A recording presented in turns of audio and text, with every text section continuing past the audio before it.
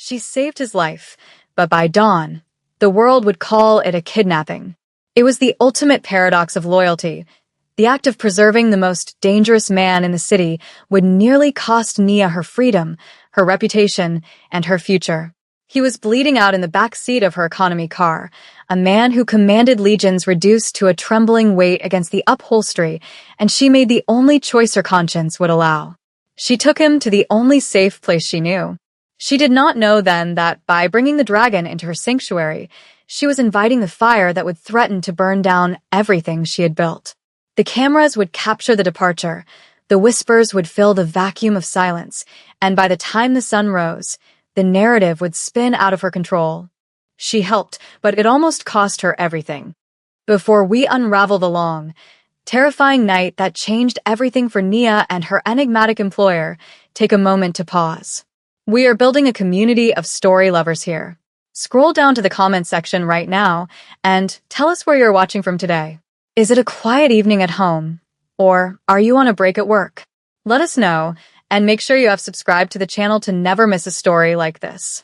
Now, let's turn the clock back 12 hours, before the blood, before the fear, to a moment when the night was still young and the biggest concern was a stain on a silk tablecloth.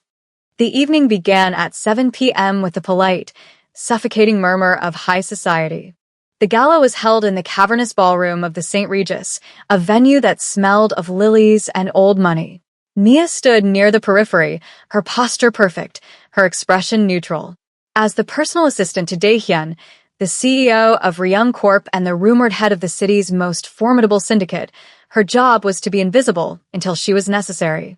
She wore a simple black dress, professional and unassuming, designed to blend into the shadows while he commanded the light.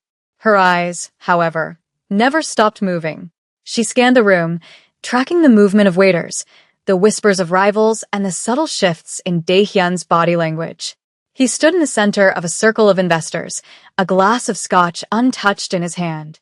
He looked like a statue carved from marble and ice, his face unreadable, his suit tailored to an impossible sharpness. To the room, he was a predator in a cage of his own making. To Nia, he was a man who looked exhausted, his shoulders carrying a tension that only she, after 3 years of managing his life, could perceive. The air in the ballroom was cold, artificially chilled to preserve the elaborate ice sculptures and the heavy makeup of the socialites, but Nia felt a bead of sweat trace the line of her spine. She checked her phone. 7:42 p.m. The schedule was tight. He was supposed to leave in 18 minutes. She watched him nod at a senator, a gesture that was dismissive yet polite enough to avoid insult. It was a delicate dance of power. Nia adjusted her glasses, her stomach tightening with a vague, undefined anxiety.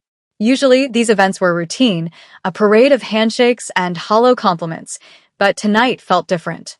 There was a static charge in the atmosphere, a heaviness that pressed against her chest.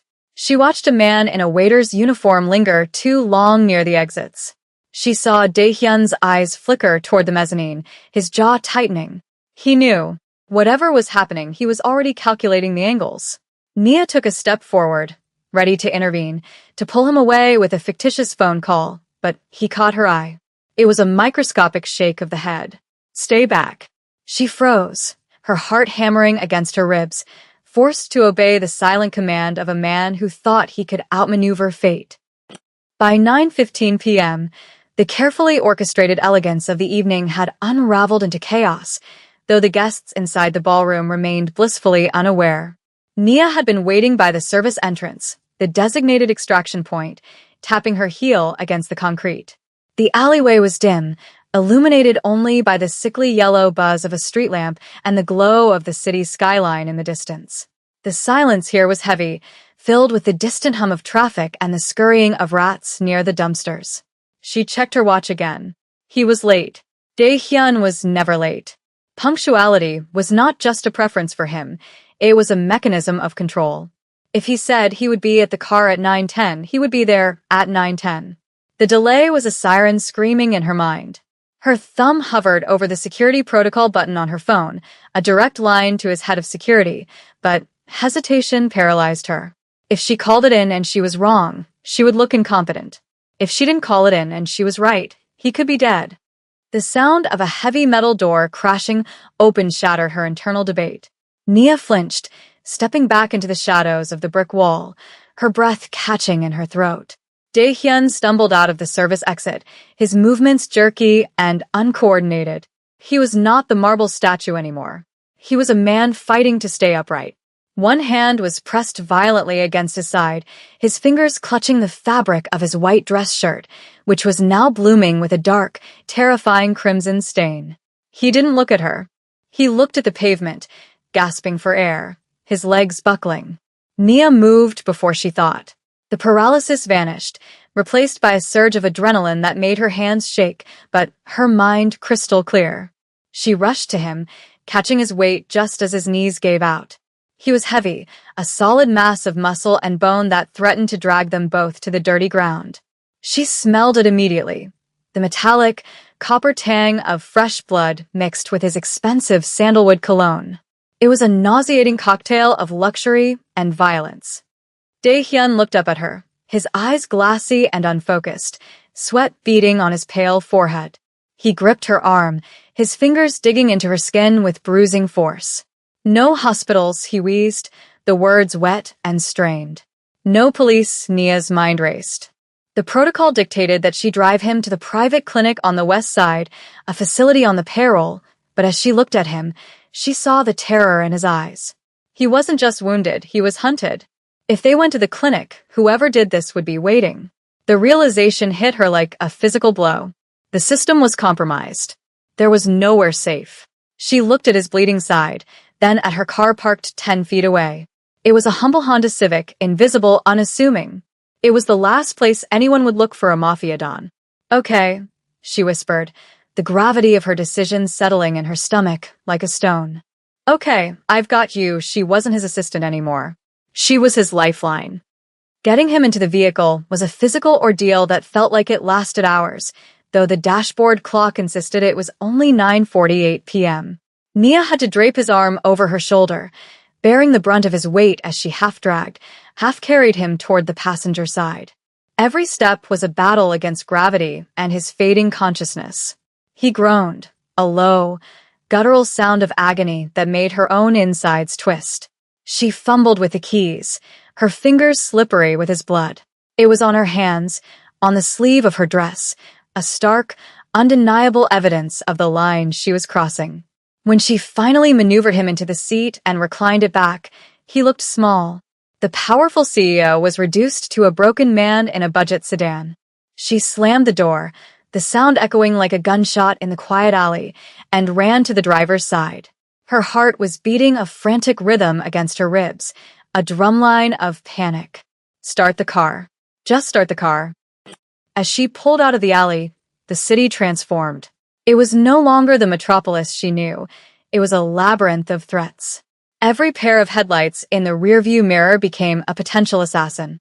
Every red light was a trap waiting to spring.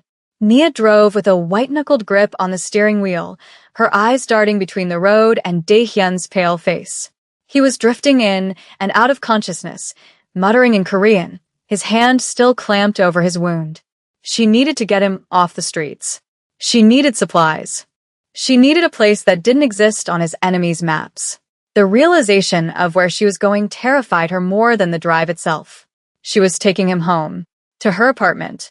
It was a breach of every professional boundary, a violation of the unspoken contract between them, but the alternative was watching him die in the passenger seat. The drive was a blur of neon lights and shadows. At one point, a police cruiser pulled up beside them at an intersection. Nia stopped breathing. She stared straight ahead, her hands trembling on the wheel, praying that the tint on her windows was dark enough, praying that Dae-hyun wouldn't groan or shift. The seconds stretched into eternity, the red light mocking her with its unblinking stare. When the light finally turned green and the cruiser turned left, she let out a breath that was half-sob. She risked a glance at Dae-hyun. His head was lolling to the side, his breathing shallow and rapid. "Stay with me," she said, her voice sounding foreign to her own ears. "We're almost there. Just hold on." He didn't answer, but his fingers twitched against his shirt. He was fighting. She pressed the accelerator, risking a speeding ticket, risking everything, desperate to reach the sanctuary of her anonymity. The arrival at 10:30 p.m. was a collision of two worlds that were never meant to touch. Nia's apartment complex was a modest brick building in a quiet, working-class neighborhood, miles away from the glass towers where Daehyun reigned. She parked in the back, under the cover of an overgrown oak tree, and scanned the perimeter. It was quiet. A dog barked in the distance. A television flickered blue in a neighbor's window. Normalcy. It felt alien now. She hauled him out of the car, the physical strain burning in her shoulders. The elevator was out of order. It was always out of order, so she had to help him up 2 flights of stairs. He was barely conscious now, his feet dragging, his breathing ragged. They stumbled into her apartment, and she kicked the door shut behind them, engaging all 3 locks with trembling fingers. The living room was small, cozy, filled with the scent of lavender and old paperbacks. It was her refuge, a space of soft throws and warm lighting. Seeing Daehyun there, bleeding onto her beige carpet, felt like a violation of the laws of physics. She guided him to the sofa, pushing aside a pile of laundry she hadn't folded yet. He collapsed onto the cushions, his dark suit stark against the floral pattern. Nia didn't have time to be embarrassed about her mess. She rushed to the bathroom, grabbing her first aid kit, towels, and a bottle of rubbing alcohol. When she returned, he was trying to sit up, his eyes scanning the room with a hazy confusion. "Where?" he rasped. "My home," she said, her voice firm, trying to project a calm she didn't feel. "You're safe, but I need to see the wound." She knelt before him, her hands hovering over his shirt. The intimacy of the moment was suffocating. She had to unbutton his shirt, peeling the fabric away from his skin where the blood had made it stick. He hissed in pain, his abdominal muscles contracting. Nia tried to keep her hands steady, tried to be clinical, but the heat radiating from him was overwhelming. Under the layers of designer silk, he was just a man. Vulnerable. Hurt. She cleaned the wound. A deep gash, likely from a knife, missing vital organs, but bleeding profusely. He watched her face as she worked, his dark eyes lucid for a moment, studying her with an intensity that made her cheeks burn. There was no barrier of desk or title between them now, just the raw reality of flesh and blood. She packed the wound, binding it tight with gauze, her fingers brushing against his warm skin. "I'm sorry," she whispered as he flinched. "I have to stop the bleeding." He reached out, his hand covering hers for a brief second. It was a touch of gratitude, or perhaps desperation, but it sent a shockwave through her. "Thank you," he murmured, before his eyes rolled back and he slumped against the cushions. The hours between midnight and dawn were the longest of Nia's life. It was 1 a.m., and the apartment was silent save for the hum of the refrigerator and the rhythmic, labored breathing of the man on her couch. She had changed out of her blood-stained dress into sweatpants and a t-shirt, scrubbing her skin until it was raw, trying to wash away the metallic smell of the night. She sat in the armchair opposite him, a kitchen knife resting on the side table, her phone in her lap. She was the silent guardian, watching over a fallen king. Every creak of the floorboards made her jump. Every car passing on the street below sent her to the window, peering through the blinds with paranoid eyes. She looked at Daehyun. In sleep, the lines of cruelty and command had vanished from his face. He looked younger, softer. She wondered about the life that had led him to this moment, bleeding on an employee's sofa. She wondered about the enemies who had done this. And then, the cold dread of reality set in. What would happen when the sun came up? She hadn't taken him to the hospital. She had disappeared with him, to the outside world, to his security team, to his rivals. What did this look like? Did it look like a rescue? Or did it look like a kidnapping? The optics were a disaster. A lower-level employee vanishing with the CEO on the night of an attack. Nia buried her face in her hands. She had acted on instinct, on a moral imperative to save a life, but the social and professional consequences were beginning to take shape in the dark. If he died on her couch, she would be charged with manslaughter. If he lived, she might be targeted by whoever wanted him dead. She was a pawn who had accidentally stepped into the line of fire of queens and kings. 2:14 a.m. The digital clock on the microwave stared at her. She checked his pulse again, steady but weak. She adjusted the blanket over him, her hand lingering near his shoulder. She was terrified, exhausted, and completely alone. She had done the right thing, the human thing. But as the first gray light of morning began to threaten the edges of the curtains, Nia realized that in his world, the right thing was often the most dangerous move of all. At 5:45 a.m., the world was painted in shades of charcoal and slate, a monochromatic stillness that belied the violence of the previous night. Nia sat on the floor, her back pressed against the armrest of the sofa, watching the rise and fall of Dae-hyun's chest. She had dozed off for perhaps 20 minutes, a fitful, shallow sleep haunted by dreams of sirens, only to wake with a gasp when a floorboard settled in the hallway. Now, the adrenaline had soured into a heavy, aching fatigue that settled deep in her marrow. She reached for the mug of coffee she had brewed, the ceramic warm against her cold palms. The smell of the dark roast clashed dissonantly with the lingering scent of rubbing alcohol and dried blood. She took a sip, the bitter heat grounding her, and when she looked up, she found him watching her. His eyes were open, dark pools of consciousness in a face drained of color. There was no disorientation in his gaze, no groggy confusion.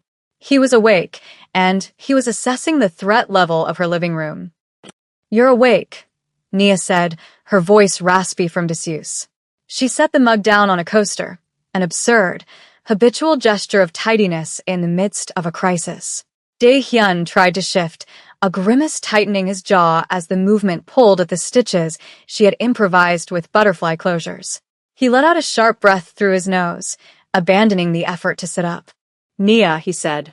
It was the first time in 3 years he had said her name without a directive attached to it.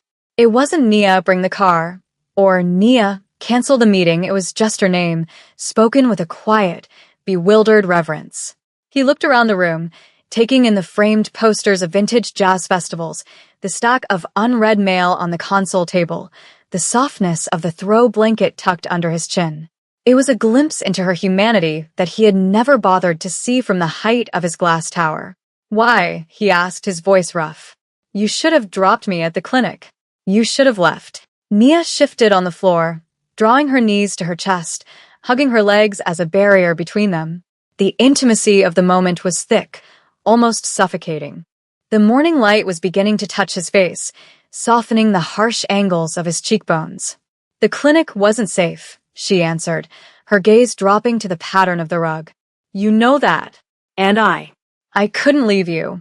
"That's not who I am." Dae-hyun slowly extended his hand from under the blanket.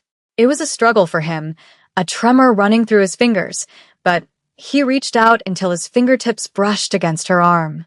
The contact was electric, a sudden, searing connection that made her breath hitch. He didn't pull away.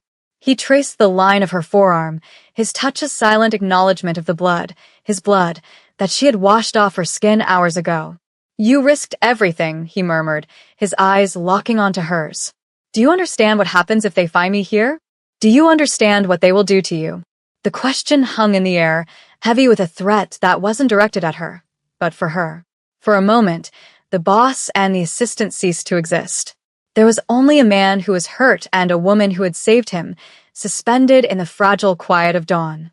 By 6:30 a.m., the fragile bubble of their sanctuary was punctured by the digital world. Nia had gone to the kitchen to refill her water glass when her phone, which she had silenced and placed face down on the counter, began to vibrate. It wasn't a call, it was a deluge. A continuous, angry buzz that rattled against the granite countertop. She picked it up, her stomach dropping as she saw the notifications stacking up like dominoes. Missed calls from the office. Missed calls from unknown numbers. Alerts from news apps. Her finger hovered over a breaking news notification, her heart hammering a frantic rhythm against her ribs. She tapped it. The screen filled with a live feed from a local news station. The banner at the bottom screamed in urgent red block letters, "Ryung Corp CEO missing following gala attack." But it was the subheadline that made the blood drain from her face, leaving her cold and dizzy. "Police seek person of interest. Executive Assistant Nia Bello." They had a photo of her. It was her corporate ID photo, stark and unsmiling, plastered next to a grainy security camera still from the St. Regis garage. The image showed her helping a stumbling Dae-hyun into her car. To Nia, it showed a rescue. To the world, stripped of context and narrated by a grim-faced anchor, it looked like an abduction. Sources say Bello was seen forcing the wounded CEO into her personal vehicle, the reporter's voice tinny and accusatory. Authorities are concerned for Mr. Kim's safety, citing recent internal disputes at Ryung Corporation. We are treating this as a potential kidnapping. Nia dropped the phone. It clattered onto the floor, the screen cracking, a spiderweb fracture over her own face. The narrative had been hijacked. She wasn't the guardian anymore. She was the villain. The optics she had feared had manifested into a nightmare scenario. She had done the right thing, but the camera lens had distorted it into a crime. She walked back into the living room, her legs feeling like lead. Dae-hyun was sitting up now, leaning heavily against the back cushions, his eyes sharp and alert despite the pain. He saw her face, the terror etched into her wide eyes, the trembling of her lips, and he knew. "They're spinning it," he stated, not a question but a confirmation. Nia nodded, unable to speak, tears of frustration pricking at the corners of her eyes. "They think I kidnapped you," she whispered, the absurdity of the words tasting like ash in her mouth. "They think I'm hurting you." Dae-hyun's expression darkened, a flash of the ruthless CEO breaking through the veneer of the wounded man. He tried to stand, his knuckles turning white as he gripped the sofa arm. "Give me the phone," he commanded, his voice gaining a hard edge. "I will end this," but as he tried to put weight on his legs, his knees buckled, and he collapsed back with a groan of frustration. He was powerful, yes, but in this room, in this condition, he was helpless to stop the machine that was chewing up her reputation. He looked at her, and for the first time, Nia saw genuine fear in his eyes, not for his life, but for what his world was about to do to hers. 7:15 a.m. brought the sound of the approaching storm. It started as a low thrumming in the air, a vibration that rattled the window panes in their frames. Nia moved to the window, peering through the slats of the blinds, her breath fogging the glass. Far down the street, turning the corner with silent, predatory grace, were 3 black SUVs. They weren't police cars. There were no sirens, no flashing lights. These were sleek, armored vehicles with tinted windows that absorbed the morning light, Ryung Corp security, or perhaps a rival faction. It didn't matter. Both options were lethal. The neighborhood, usually waking up to the sound of school buses and garbage trucks, was about to be invaded by a paramilitary force. "They're here," Nia said, her voice hollow. She turned to Dae-hyun. "Black SUVs. 3 of them." Dae-hyun cursed in Korean, a sharp, violent sound. "My security," he said, breathing hard. Or, "my brothers." If it's my brother's men, he didn't finish the sentence. He didn't have to. He looked at Nia, his eyes intense and pleading. "You need to leave. Go out the back fire escape." Now, Nia shook her head, an instinctive denial. "I'm not leaving you." Dae-hyun grabbed her wrist as she moved closer to help him. His grip was weak, but his intent was iron. "Listen to me," he hissed, the proximity bringing his face inches from hers. "If they come through that door, and they think you are a threat, they will not ask questions. They will shoot. You have to run." "No," Nia said, pulling her hand away, but staying planted. A strange calm had settled over her, the clarity of the doomed. "I brought you here. I am responsible for you." She looked at him, seeing the man beneath the myth, the human being she had spent the night keeping alive. "And if I run, I look guilty. I look like the kidnapper they say I am. The only way I survive this is if you tell them the truth." She knelt beside him, her hands hovering near his shoulders, ready to shield him or support him. The sound of heavy boots on the pavement outside echoed up the stairwell. Doors were being banged on below. They were clearing the building. The distance between the ordinary world and the violent underworld had vanished. Nia looked at the door, then back at Dae-hyun. "Tell me what to do when they breach," she asked, her voice steady despite the terrifying pounding of her heart. "Do I raise my hands? Do I get on the ground?" Dae-hyun reached up, his hand cupping her cheek, his thumb brushing away a tear she hadn't realized had fallen. The gesture was shockingly tender, a moment of pure romance in the center of the crosshairs. "Stay behind me," he whispered. "Just stay behind me." The breach at 7:45 a.m. was not cinematic. It was terrifyingly efficient. There was no warning shout, no demand to open up. The lock on Nia's apartment door simply disintegrated under the force of a battering ram, the wood splintering with a deafening crack that sounded like a gunshot. The door flew open, bouncing off the wall, and the room was instantly filled with men in tactical gear. They moved like a fluid shadow, weapons raised, laser sights cutting through the dust motes in the morning air. "Hands! Show me your hands!" A voice bellowed, distorted by the adrenaline of the assault. Nia screamed, an involuntary reflex, and threw herself backward, scrambling toward the sofa. 3 reds danced across her chest, hunting for a vital organ. "Stand down." The command came not from the men, but from the couch. Dae-hyun had forced himself upright, adrenaline overriding the agony in his side. He stood swaying, one hand pressed to his wound, the other raised in a gesture of absolute authority. "I said stand down." The lead tactical officer froze. The barrel of his rifle, which had been leveling at Nia's head, lowered an inch. The silence that followed was heavy, vibrating with the potential for death. The officer, a massive man with a scar running through his eyebrow, lifted his visor. It was Kenji, the head of Dae-hyun's personal guard. He looked from his boss, bleeding and pale, to Nia, who was pressed against the wall, shaking violently. "Sir," Kenji said, his voice confused, his weapon still at the low ready. "We have the target. The extraction team is." "She is not a target," Dae-hyun snarled, the ferocity of his tone making him look 10 feet tall despite his injury.